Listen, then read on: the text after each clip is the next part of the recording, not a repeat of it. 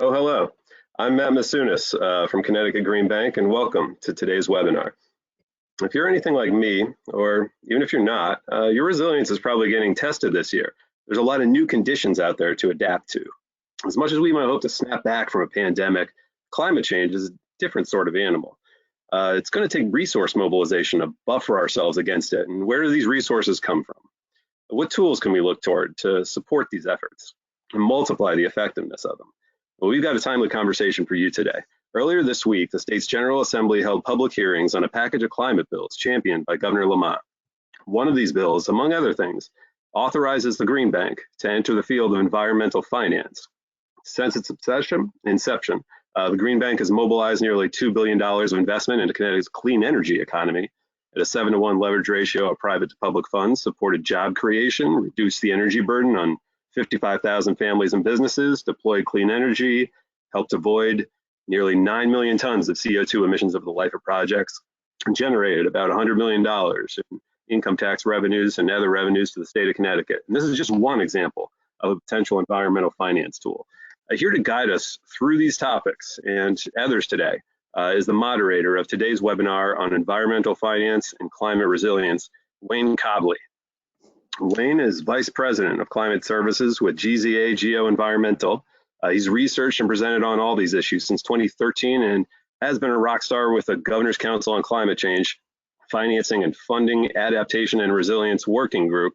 And he is a Finance Committee Chair of the Connecticut Green Building Council and a member of the Urban Land Institute's Coastal Forum. Welcome, Wayne, and thanks for joining us today and being our moderator and bringing on and introducing our guests who will be with us today. I'll kick it over to you. Thank you, Matt. Yes, I'm going to introduce you to and moderate our discussion today and take any questions we have for our panel of experts. I'll be setting the table for our presenters with a brief presentation on the Governor's Council of Climate Change, who recommended the funding policies and programs now proposed by Governor Lamont as legislation, and also how to win climate resilience grant funds. And I encourage our audience to post your questions to us so we can have 30 minutes of interactive discussion. Our first speaker will be Joyce Coffey, lead accredited professional and founder and president of Climate Resilience Consulting. Joyce advises government, private, nonprofit, philanthropic, and academic clients, and she's been working with over 200 institutions to create and implement climate-related resilience strategies. Our second speaker will be Jeffrey R. Diehl. He's the CEO and executive director of Rhode Island Infrastructure Bank, a quasi-public corporation similar to, but different than, the Connecticut Green Bank, and he'll explain how today. Mr. Diehl has over 35 years of experience in public finance and public sector banking. And our third speaker, Dr. Rebecca French, is the first director of the new Office of Climate Planning at Connecticut Department of Energy and Environmental Protection.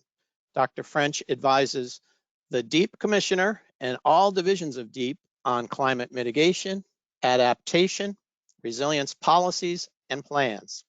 She administers the Governor's Council on Climate Change and previously served as the Director of Resilience for the Connecticut Department of Housing.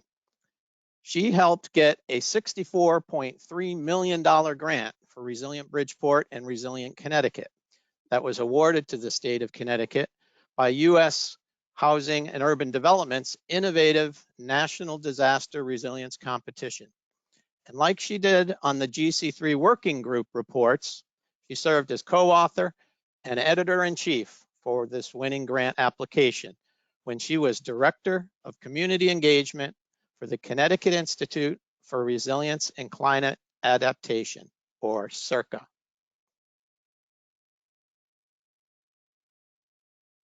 Now I'd like to begin the brief presentation on the Governor's Council of Climate Change. This is the working groups by the numbers. You can see that the state started with one statewide adaptation and resilience plan, developed a Governor's Council of Climate Change of 23 members under the previous administration that continues through to today. It's made up of over 100 advocacy and nonprofit corporations that are active on climate resilience, adaptation, and social equity. And I think the number I'm most intrigued by is 186. That's the collaborative public meetings that were held in 2020. And I can tell you, I remember only having one meeting in person with Rebecca French in February, and then every other meeting was by Zoom or Teams. And we did this all virtually. 231 people, 7 critical working groups, all making recommendations, all summarized into 61 recommendations given to the governor, and now the governor has advanced those recommendations into legislation. All because we have a very strategic goal of the 45% reduction in CO2 levels for 2030.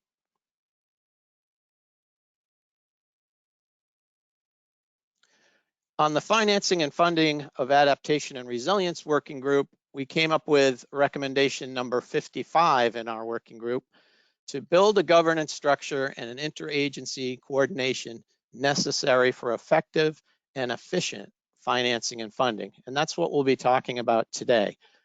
We have legislative recommendations in Connecticut that build off of the success of the Connecticut Green Bank and other programs from around the country. Now, grant funding is the way most people have been financing resilience, and it typically comes after there's been a natural disaster. So in Connecticut, we had Winter Storm Alfred, we had Irene, we had Hurricane Sandy. All of that post-disaster funding generated the need to apply for federal grants. But on any grant, whether you're doing it proactively before a storm or reactively after a storm, you need to go through these very direct best practices in order to win the funding that you need. First is to clarify the scope of what you need to do, why it's a priority, and then you need to estimate the costs very accurately because you're not going to get a second chance to go back and ask for more money.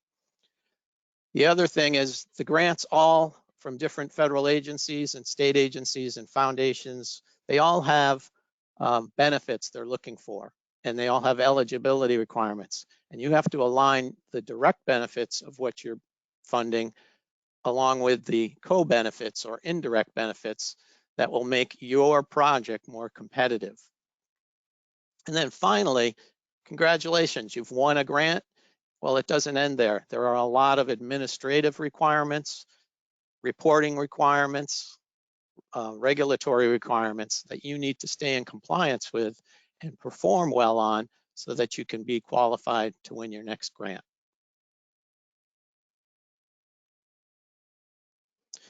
So what we saw at the Governor's Council of Climate Change working groups is that there's a need in Connecticut to build the capacity to comply and win this funding.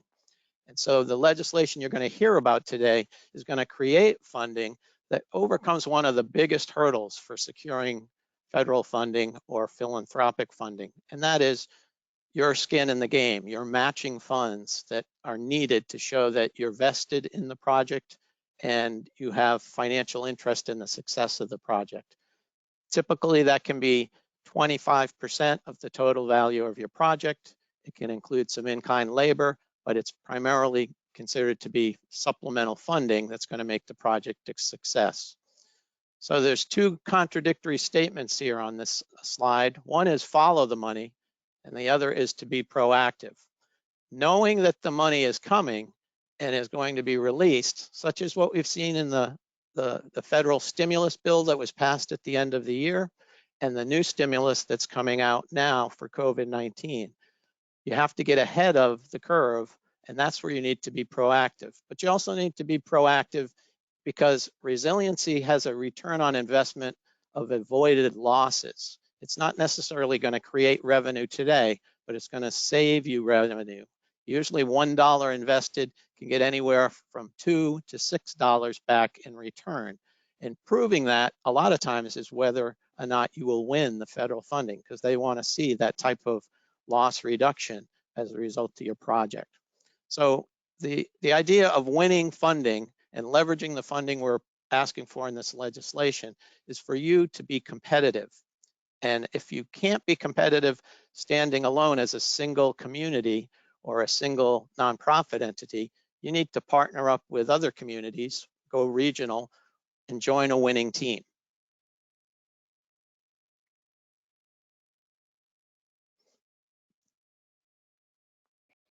Great. Well, thank you so much, Wayne and Matt, for setting us up for a great conversation. You know, I think we all know that the challenge of climate resilience and mitigation, but climate resilience especially, is very local. But local governments don't have the capacities, including the financial wherewithal, to cope alone during the next decades. And so states have the ability and the responsibility to make a difference in building local climate resilience. And by doing so, states really reap the rewards of improving quality of life, fewer disaster impacts, and more economic stability for their constituents. So next slide. And I've been working with clients and colleagues for many years on local government questions, but recently pivoted to ask questions about how we could help states to continue their important work of building climate resilience in the financial system. And we're going to hear from a couple of extraordinary state leaders giving us insights into many of the proactive measures they've taken. But I think it's important to remember that we're looking for basic service provision for cities so that they can get their acts together around data, risk, analysis, and the technical guidance that's needed to really harness some of these dollars. We also need to, of course, increase state financial resources, which I'll speak a little bit more about. Developing pipelines of local resilience projects could not be more important, because we cannot have you know, a local government saying, hey, I really need some money for resilience, and then the state turns to them and says, well, what would you like to be investing in? And they say, not sure. So the pipeline is a huge important step. And I'm just going to pivot to the last one on this slide, because I'll be giving more details about the local funding and leveraging private investment in a moment. But the federal government has a very major role to play. And of course, we see in the COVID recovery that the feds are bringing in funds back to states and also to cities, as well as a pivot in the last year or so towards more mitigation funding through both the CDBG HUD program, that mitigation, and also the Building Resilient Infrastructure and Communities program from FEMA. And it's not going to be nearly enough. So next slide, please. We really owe it to ourselves to dig in on how state financial resources can really further resilience investment. And you know, we have quite a few states who, before COVID, were making fast tracks in the direction of bonding and long-term debt, including New York, which sought voter approval for a $3 billion bond, which has since been translated into a much smaller amount. Massachusetts, which authorized a measure to borrow $2.4 billion for investment in climate adaptation, including about $75 million dedicated to communities for preparedness planning grants, the MVP program. The enabling legislation for that is TBD. And in California, where Governor Newsom had in his 2021 budget proposed a $4.75 billion bond for climate resilience, with quite a bit dedicated to communities, which has been put on hold during the bond ballot question, given the pandemic economic downturn. So those are three examples of states that we could follow in terms of diving in, but not yet quite being there in terms of bond measures. On the other hand, most recently, Florida passed their Resilient Florida program with a STORM trust fund and grant program, which enables bonding.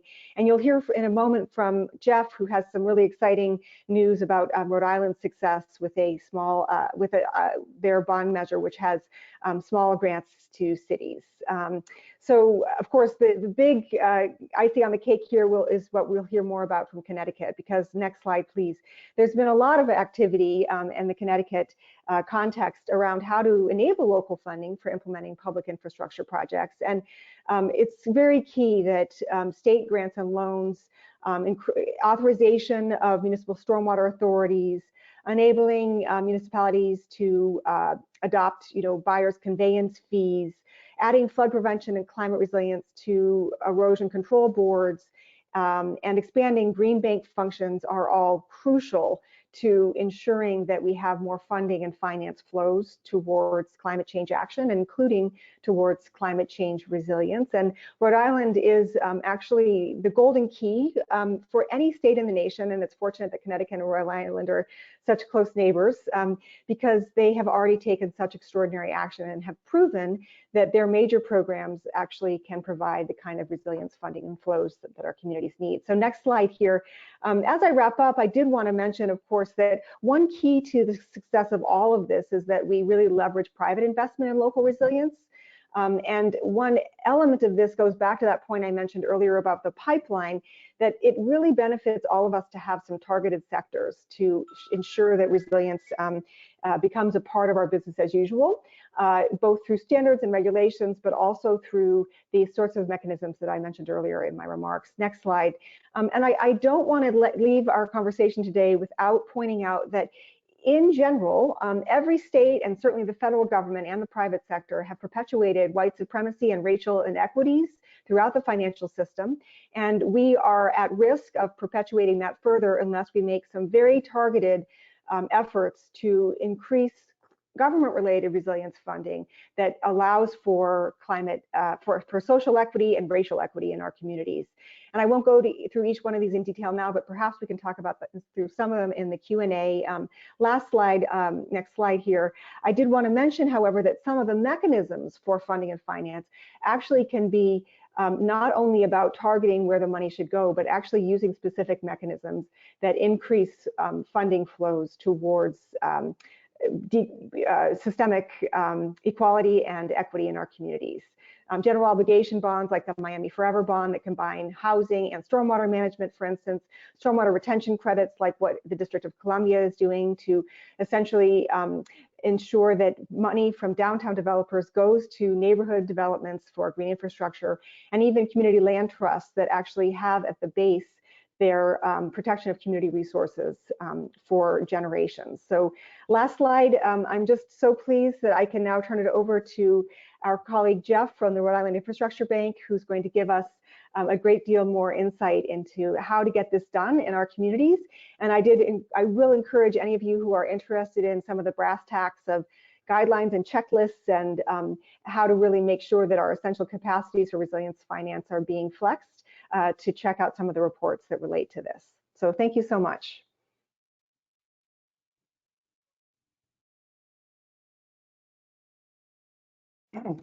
Thanks, Joyce.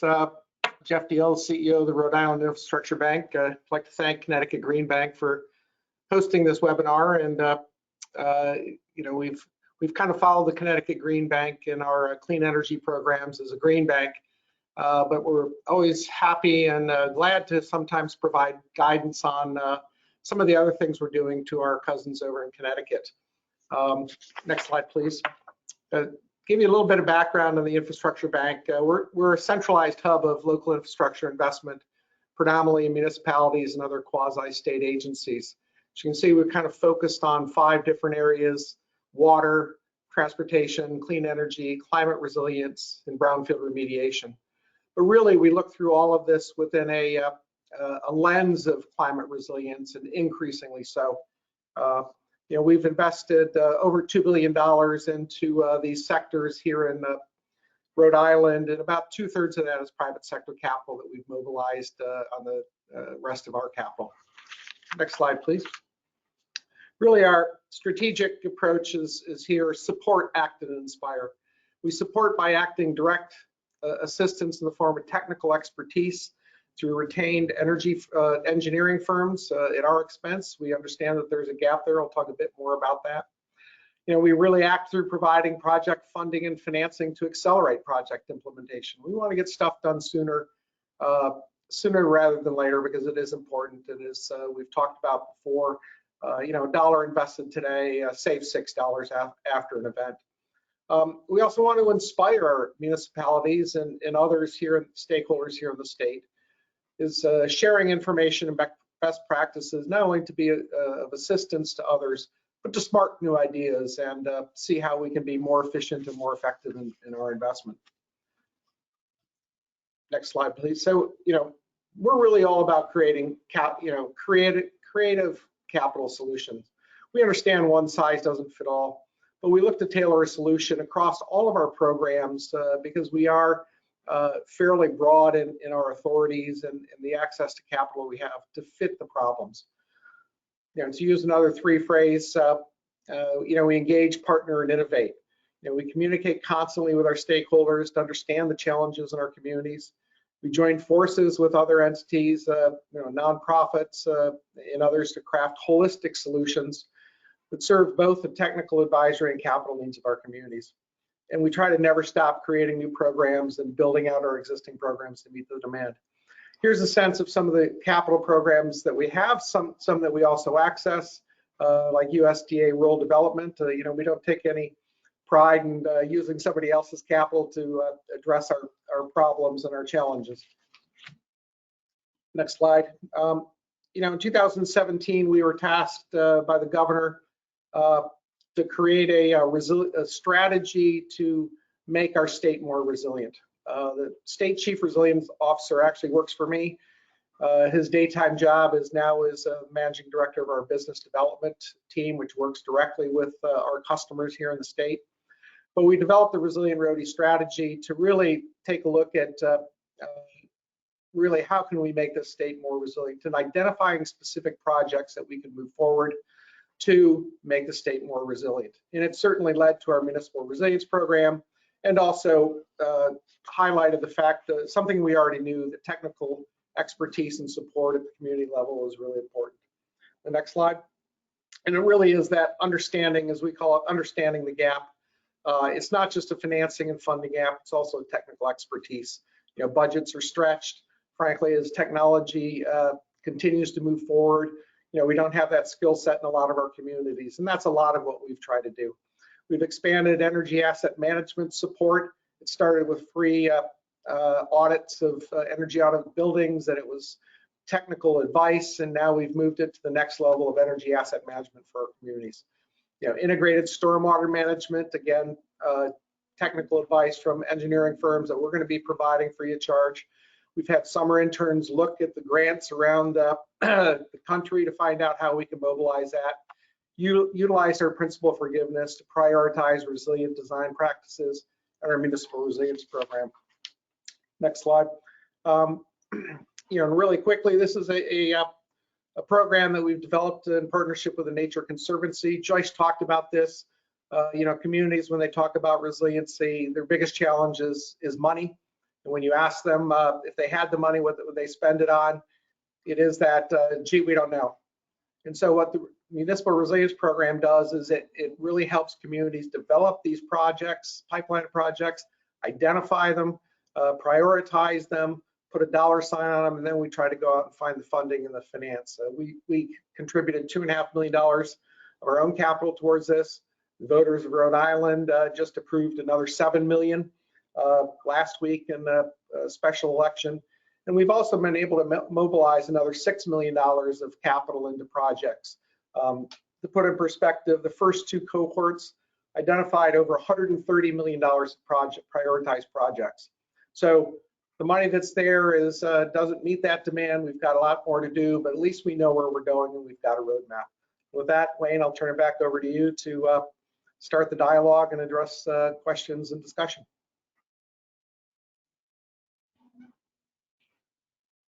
Well, we still have one more. Sorry, Rebecca's next. Sorry, I thought I was last. She's clean up.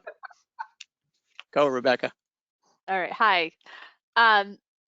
It's really a pleasure to be here today. Thanks to the Green Bank for hosting me. Again, I'm Rebecca French. I'm the director of the Office of Climate Planning for the Connecticut Department of Energy and Environmental Protection.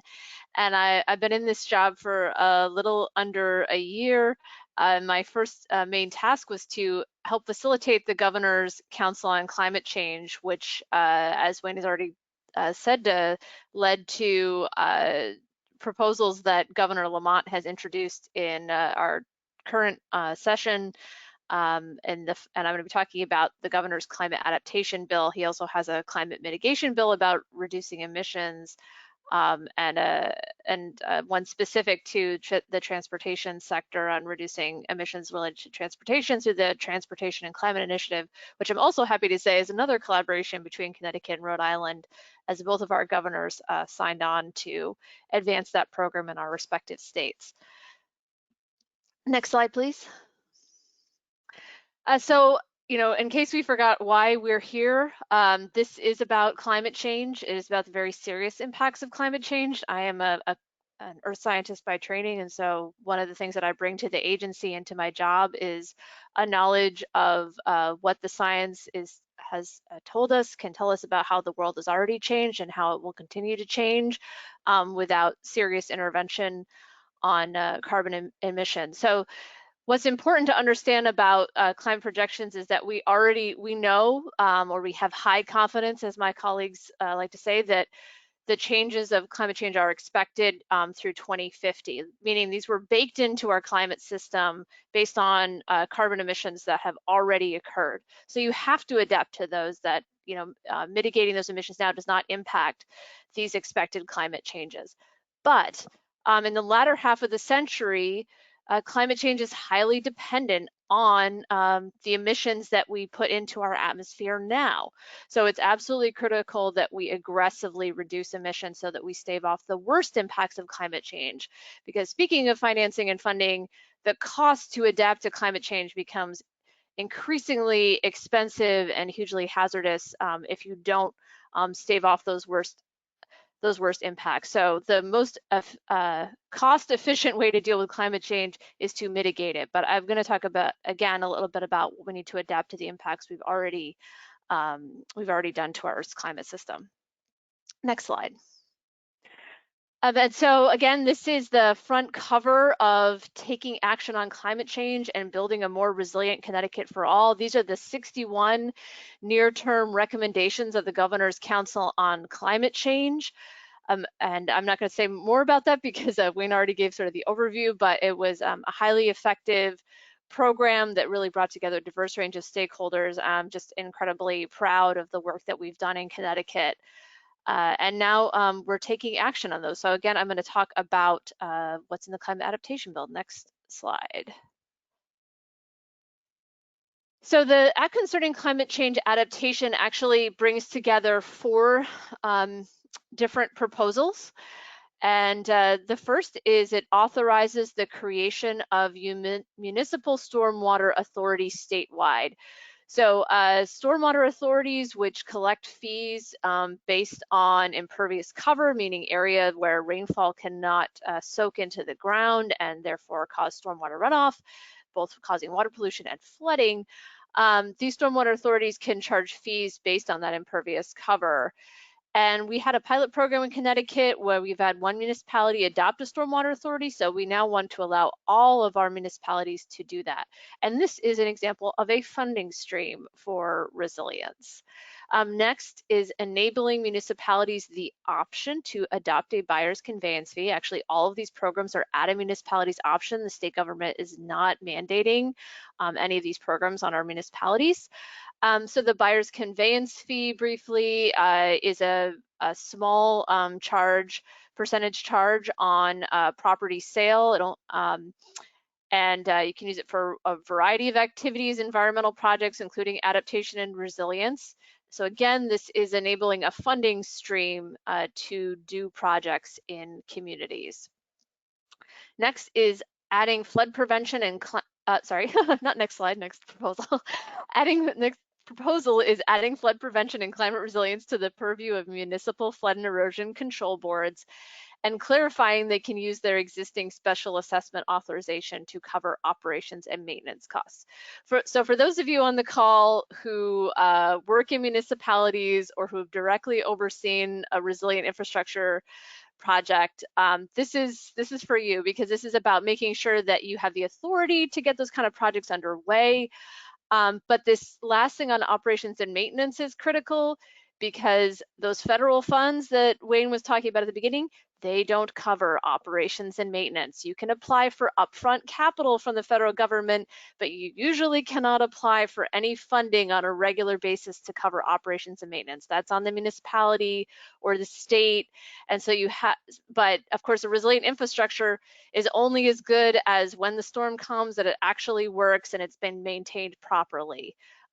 So it's really critical to have a stable source of funding to make sure that our investments do not go into disrepair, and the resilient infrastructure we already have in our state continues to be at a good state of repair and does what we need it to do, especially with the change in climate. And finally, expanding the Green Bank to include an environmental infrastructure fund to finance adaptation and resilience projects.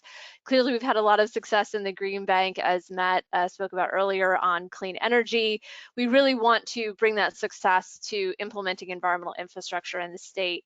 The Green Bank can issue bonds to pay for these projects. They could also be the recipient of federal funds that could then be, used on kind of a revolving loan basis. And what I want to say about all these different programs together, municipalities can choose to adopt one or none, but they can also make them work together, right? So some examples of that would be like this climate resilience board could then use funds from a buyer's conveyance fee to be the matching funds for a federal grant for resilient infrastructure projects that they want to build. Or a stormwater authority could get a loan from the Green Bank, the Green Bank's Environmental Infrastructure Fund, and use those fees, that guaranteed revenue through those fees, to pay back the capital investment that the Green Bank made. So that's how you really need to bring all these different sets of funding and financing together and to have a complete system. And next slide.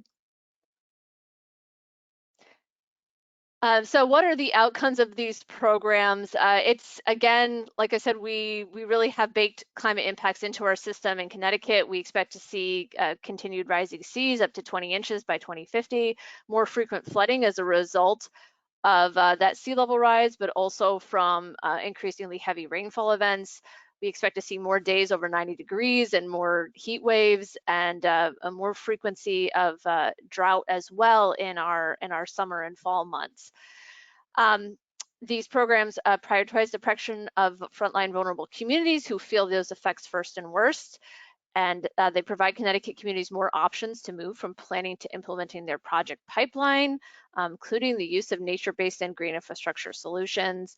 It builds upon the Connecticut's Green Bank success and leadership in financing clean energy investments, as I said, and it sets Connecticut up for the growing federal investment in resilience projects we expect to see. Next slide. And finally, I want to do a little bit of focus on how we integrated equity and environmental justice into these proposals. So there was an equity and environmental justice working group as part of the Governor's Council on Climate Change. Equity and environmental justice was part of both the emissions reduction and adaptation mandate from Governor Lamont. He charged us with making sure that we equitably shared costs and benefits of these programs, that we protected vulnerable communities. And so the ways that we did that in these programs, just a few of the ways I want to feature that are stormwater authorities are based on a polluter pays principle, and it uses fees rather than property taxes to pay for infrastructure improvements. Property taxes are known to be regressive and disproportionately impact communities of color. The buyer's conveyance fee has a progressive fee structure. There's no fee on the first $150,000 of any purchase. So if you're a first-time home buyer, for example, there's no fee on that first $150,000. And then for any amount above that, the fee actually, it's capped at 0.5%, I think up to 800,000, and then it goes up to 1% and 1.5% for any property values over and above that. And those are ceilings, not floors. So a municipality has the flexibility to, not go over that percentage fee, but can certainly decide that it makes more sense for them to do a lower conveyance fee. We require the climate resilience boards as part of their authorization to report on how they prioritize the protection of vulnerable communities. And our definition of vulnerable communities includes environmental justice communities. And finally, all of these programs incorporate nature-based solutions that can provide ecosystem services that provide clean air and water while also addressing climate impacts.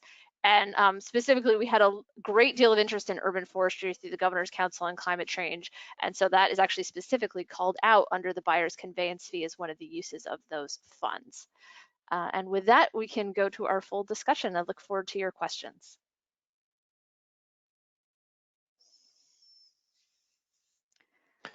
Thank you very much, Rebecca. I'm gonna start with the questions, and then as they're coming in, we'll be addressing them to who would be the most appropriate person to answer. First question's for Joyce. You've consulted with a lot of municipalities who are trying to set up these strategies, and now since COVID, these municipalities have had budget impacts. So what do you advise them in this recession climate on how to build the capital they need to be able to invest in climate resilience? Yeah, well, one of the major outcomes of the COVID economic downturn is that former champions of resilience or champions of sustainability in the local government have been either reassigned or they've experienced a reduction in force. And so there are fewer people, boots on the ground, thinkers, gritty practitioners actually working to not only woo finance and funding through applying for BRIC or applying for CDBG HUD, but also trying to figure out how new code and regulation can do the stitch in time saves nine of actually requiring certain resilience principles around stormwater or extreme heat or wildfire buffers. So I would just say that the problem is severe in part because of a lack of the people that used to be in charge of some of these resilience pieces. But of course, there is a huge opportunity in the COVID money, and Wayne, you and I were talking about this before the top of the hour.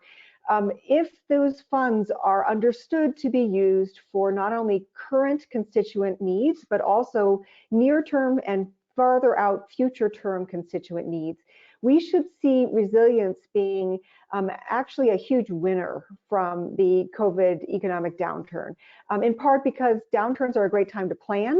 I think it's really fantastic that Rebecca and Wayne have been on all these Zooms over the course of the last many months and come up with something so extraordinarily valuable.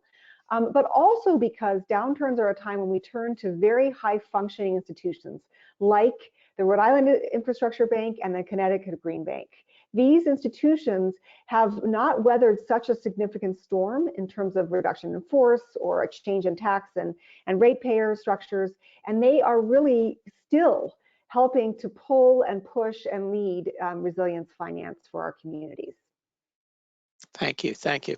Jeff, could you explain to us, I mean, I think when we were planning this, we talked about, what makes your project successful, and you said that really your primary value is convening the people, getting them to the table, and advancing from a vague concept into a plan that actually gets developed into a project. So who are these parties? Like, who are the critical people that you have to pull together in order to advance a project?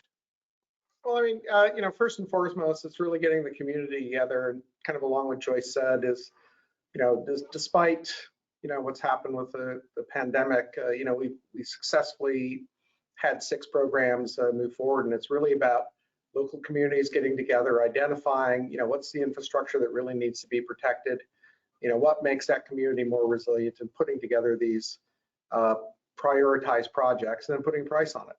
And then we've got to figure out how do we get the money, right? But once you know what you're going to spend it on, it's a lot easier to find it and source it. So it really is about getting the right people around the table to reach that consensus that says, in this community, this is what we want to do.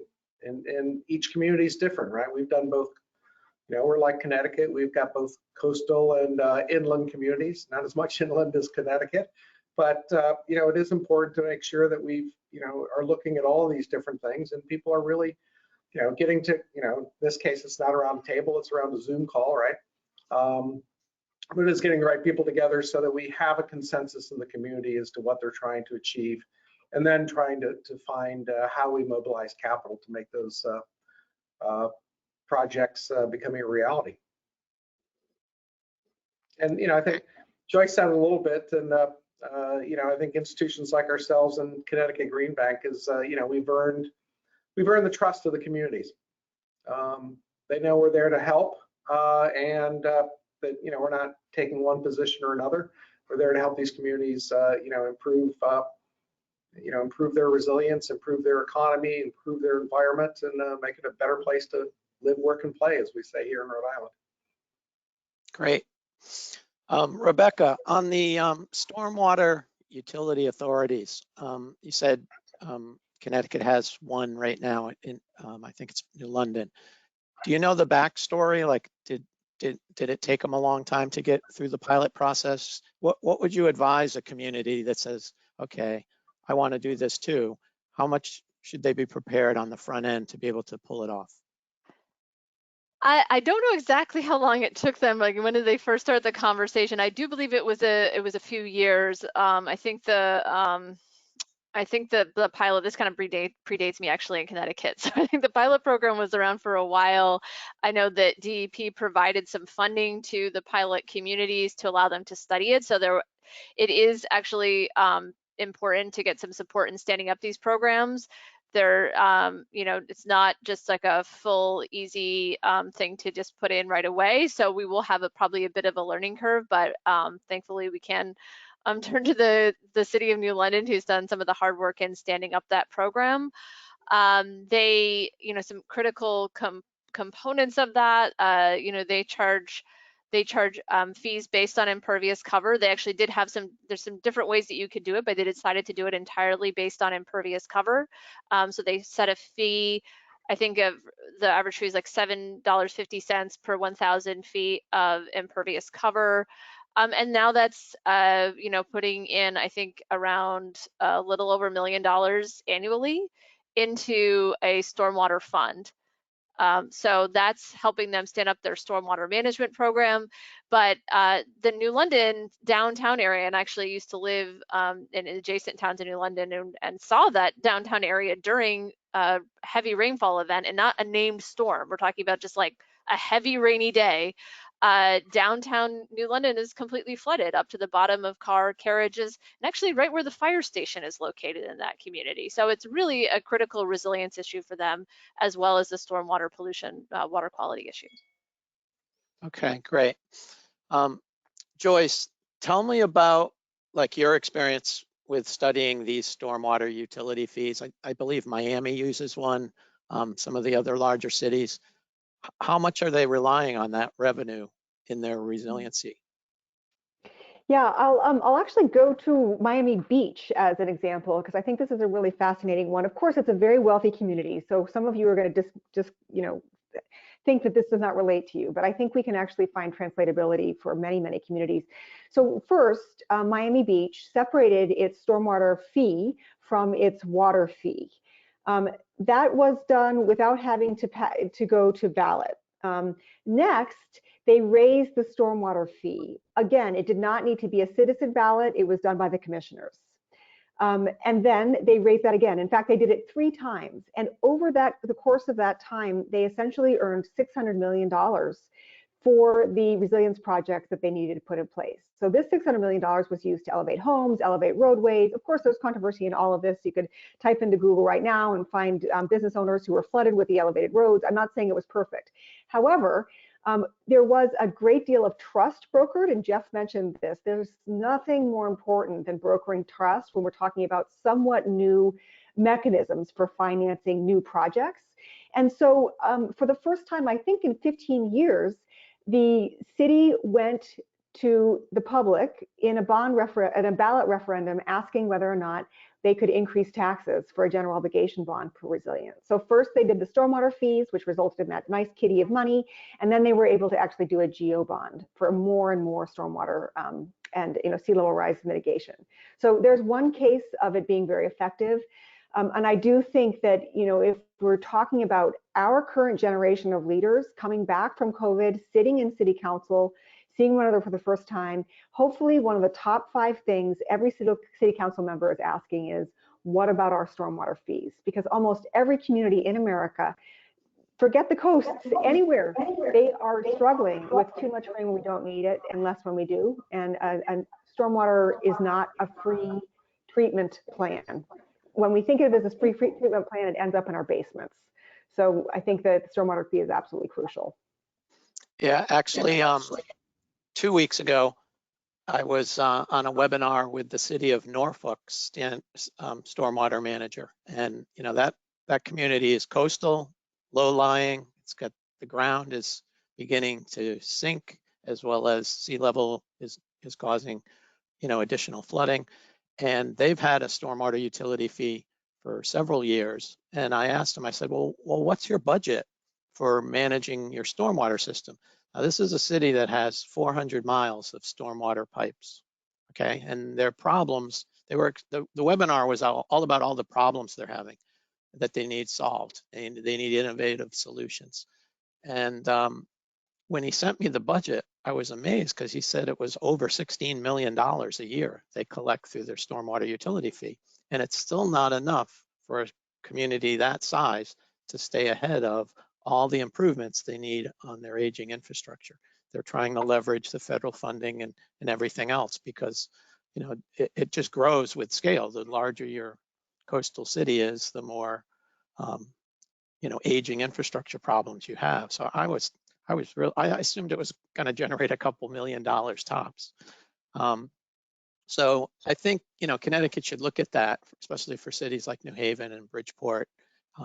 New London's a small city. It's got a lot of impervious cover. It definitely it puts I think what Rebecca said. The polluter is paying. The pollution that comes off of stormwater is regulated. It's got a permit, so there's a water quality problem, but it's really a water quantity problem too that's created by the impervious surface. And so you get two solutions for the fee as opposed to just one.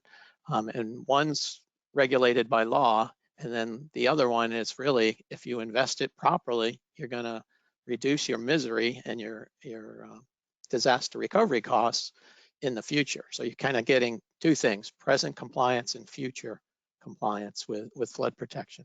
So I really think that's like one of the stronger programs for Connecticut to try to accelerate. Jeff, could you tell us? Also say something Sure, else, because one of the things that we also need to focus on is the nature of these projects that come about as well, right? I mean, it's not just about raising the money to put these things in, but what are these projects doing to communities? We've been using our principal forgiveness grant capacity and our Clean Water State Revolving Fund to work with the Narragansett Bay Commission to do stormwater management projects in Central Falls, really disadvantaged community, overbuilt, taking old mill properties and turning them into green spaces that are now soccer fields, football fields, parks. The greening of this town is is serving two purposes, right? It's a significant health improvement in a disadvantaged community, while at the same time managing this stormwater that's creating flooding and pollution in the local river. So these are multifaceted projects that really have a lot of societal and community benefit besides just keeping the flooding down. So I think that's one of the things that we need to keep in mind, is that there's significant benefits to these things away from health benefits and other things that are much exactly. better. And I know that the federal programs ask for those benefits to be monetized, and some of these benefits aren't that easy to monetize. Public health and open space and clean air and park space and whatnot. So you have to work within the framework that the grant's asking you to comply with. But I think I'm encouraged by the Building Resilient Infrastructure and Communities grant, and that they are asking for innovative ideas. They're asking for nature-based solutions, and they are seeming to set up a point system for you. I would almost compare it to what I see through the Connecticut Green Building Council of, we kind of had a point scoring system for clean buildings that use clean energy, and now they're starting to come up with ways to incentivize the grant applicants to go for the points. And if it's transparent and what gets the most points, you can match the projects up with the values of the entity that's handing out the money. It's the same grant procedure for foundations and philanthropic. You have to show how you line up with their mission. Jeff, I had a question. You said you keep creating new programs. So what's your newest program and how did it come about? Well, one of the things that we've put, what we recognize is a lot about this grant funding is, typically grants are reimbursement programs, right? So if you don't have the money in the first place, it's pretty hard to do a project, to complete the project because you're going to get money at the back end.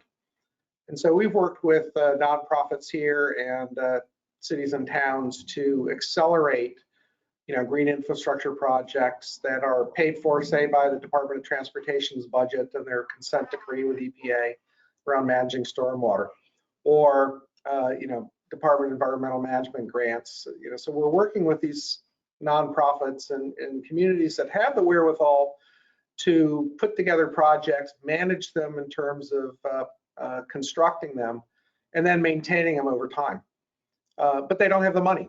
So they have the wherewithal, they just don't have the project management skills, they don't have the money. So what we've been doing is we've been effectively providing interest-free loans that are bridge finance. And so our source of repayment is, in the case of green infrastructure projects, the Department of Transportation is buying those stormwater credits effectively to meet their consent decree. We're getting paid back by their budget, or we're getting paid back by an EPA grant or a NOAA grant or the Department of Environmental Management. So our credit risk isn't really the nonprofit or even the city or town. It's really the grantor. So by doing this, we're accelerating projects and getting them done now, and getting them, frankly, done a lot cheaper because these individual projects, frankly, are cheaper than if you look at a huge master plan across the state or across the district, and achieving the same thing at a lower cost and getting them done faster. So that's one of the ways that we've been trying to be creative in how we can get these projects done sooner and less expensively. Mm-hmm. And Rebecca, how do you see the Connecticut Green Bank acting in that same capacity, like what Jeff was just describing? I think that's a challenge for Connecticut as well, that some of this funding is reimbursement oriented.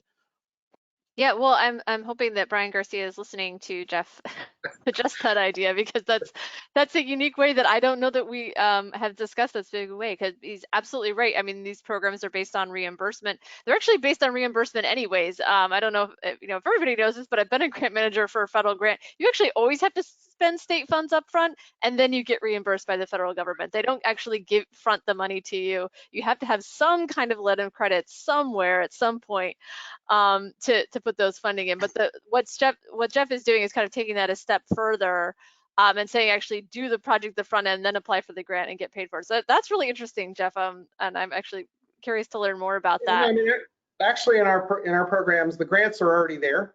So, but it's more of a function of, we work with a nonprofit or the town or whomever. And yeah, we get the project together. It meets the criteria of the Department of Environmental Management. It meets the criteria of the grant. And then, yeah, we kind of apply for the grant once we know the money's there, right? Because we're the ones that are putting up the money.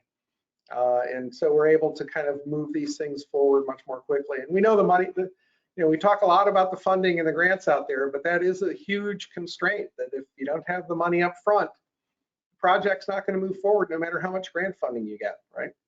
Okay. It's got to come from somewhere. And so we've been fortunate to deploy some of our operating capital into doing these bridge financings to get the projects done. This is probably for Joyce and Jeff, but on the private sector, how are they coming to the table in these public-private partnerships, whether it's bond funding or, who are these private companies? I've seen in some of the federal grants now, sponsored by banks and corporations and whatnot that they're contributing to. But have you seen anything at the municipal level where, private sector is looking for the opportunity to fund some of these bonds? I mean, from our side, in some cases, we're doing financing in the market to support our programs, and going out to investors broadly and ESG in particular. The other thing we're doing with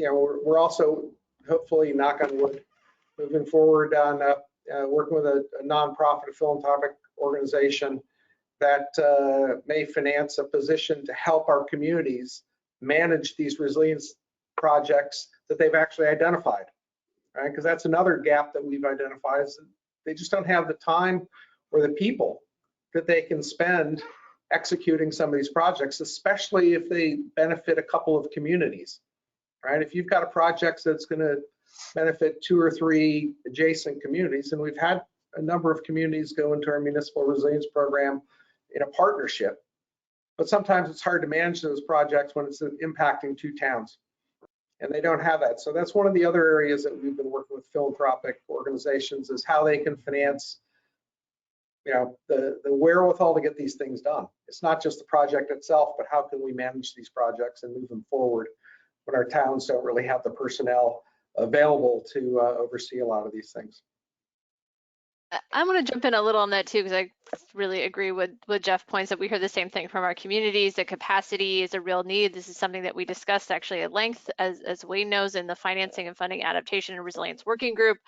One of our first conversations was not actually about money, but was about, well, okay, there actually is sources of funding, but why aren't, what do we set up so that we are actually getting those and we're having effective projects? And so, this is not part of the governor's climate adaptation bill, but there is also funding in a bond bill proposed by the governor to expand. We have an existing microgrids program, which is about resilience, but focused on deploying microgrids. It's been around since 2015.